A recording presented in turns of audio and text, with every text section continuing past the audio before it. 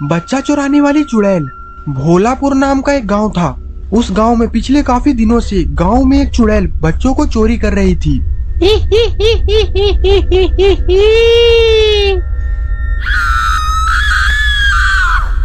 बच्चे मरने के लिए तैयार हो जाओ। नहीं, मुझे मम्मी के पास जाना है, मुझे छोड़ दो। तुम्हारी मम्मी को भी मैं तुम्हारे पास जल्दी भेजूंगी।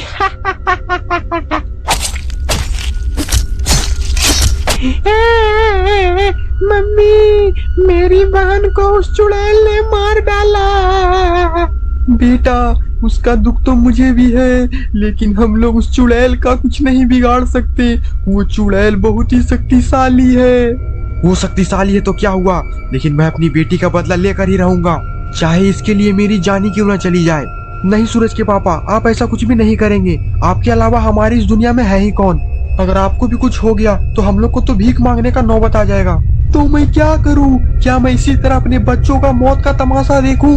पापा, आप टेंशन मत लीजिए, मेरे भगवान जी उससे बदला लेंगे। अरे बेटा, तू भगवान के चक्कर में मत रह, वरना तू भी भगवान के पास चला जाएगा। अरे पापा, आप चाहे कुछ भी कहिए, लेकिन मैं अपनी बहन के मौत का बदला उस चुड़ैल से लेकर ही रहूंगा। और इतना बोलकर सूरज अपने कमरे में चला जाता है और कमरे में जाकर काफी रोने लगता है। मेरी प्यारी बहना, अब मुझे राखी कौन बांधेगा? नहीं नहीं, ये रोने धोने का समय नहीं है। मैं आज ही उस चुड़ैल से बदला लूंगा, चाहे इसके लिए मुझे मेरी जान ही क्यों ना देनी पड़े। और फिर रात होते ही सूरज अपने घर से बाहर निकल जाता है। मुझे अभी जंगल में जाना चाहिए, क्योंकि वो चुड़ैल जंगल से ही बाहर आती है। और फिर सूरज जंगल के अंदर चला जाता है।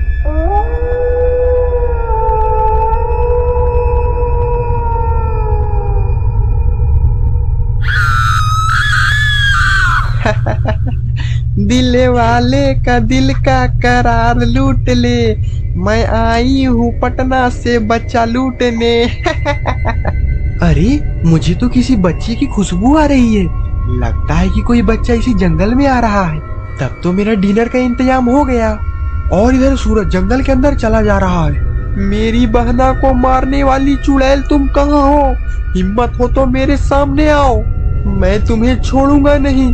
तुमने बुलाया और हम चले आए।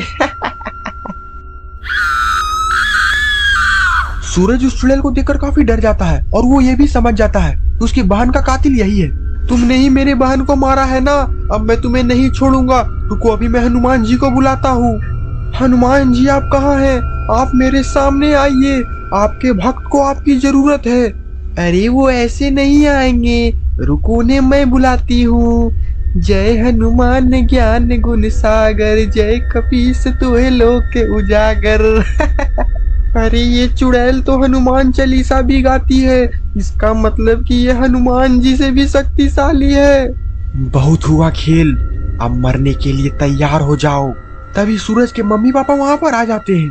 सूरज तुम यहाँ पर क्यों आए? अब ये चुड़ैल हम तीनों में से किसी को नहीं छोड़ेगी।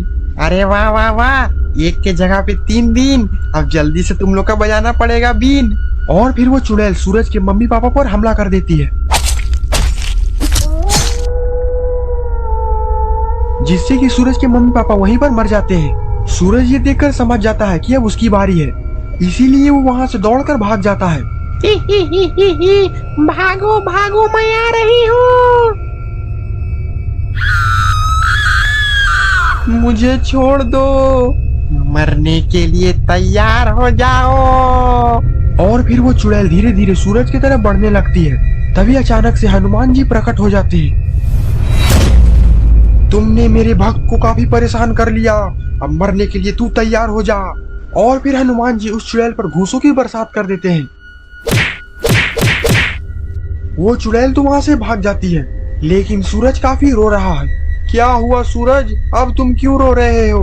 अब तुम्हें डरने की कोई जरूरत नहीं है। लेकिन हनुमान जी, उस चुड़ैल ने तो मेरे मम्मी पापा को भी मार डाला, अब मेरा इस दुनिया में कोई नहीं है। बस इतनी सी बात, अभी मैं तुम्हारे परेशानी को दूर करता हूँ। और फिर हनुमान जी इतना बोलकर गायब हो जाते हैं।